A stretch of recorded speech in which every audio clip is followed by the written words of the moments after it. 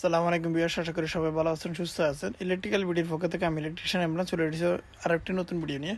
তো গত 2 মাস হয়ে গেল আলহামদুলিল্লাহ আমি বাংলাদেশে চলে আসলাম। বাংলাদেশে এসে টুকিটাকি সকল কাজে করতেছি ইনশাআল্লাহ। আসলে অত বেশি পরিচিতি এখনও পাই নাই।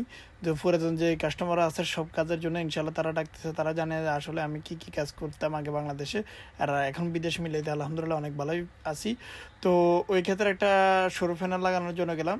তো সরু ফ্যানটা প্রথমেই আগের ভিডিওতে আমি দেখাইছিলাম যে এখান থেকে প্রথমে এক ওয়াল থেকে উঠিয়ে এখন আবার দ্বিতীয় ওয়ালে আবার ইনস্টল করতেছি।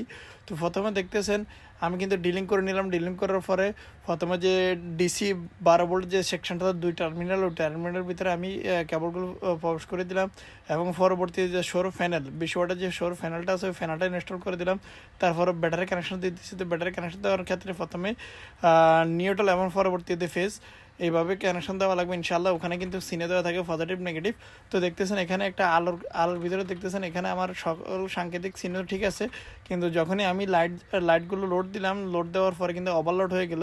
পরবর্তীতে আমি সমাধান করতে টোটালি আমার আধা ঘন্টা সময় লেগে গেছে। তো আপনারা যদি সমাধান করতে না পারেন, ওভারলোড সমস্যাটা সমাধান হবে আপনার ব্যাটারি টার্মিনালটা একটু ঘুরিয়ে পজিটিভটা নেগেটিভটা পজিটিভে দিয়ে 1 মিনিট যদি রাখেন ইনশাআল্লাহ সমস্যাটা সমাধান হয়ে যাবে। তো এই ধরনের সমস্যা যারা পড়বেন তারা অবশ্যই এভাবে সলিউশন করার চেষ্টা করবেন ইনশাআল্লাহ, কোনো প্রকার রিস্ক নেই।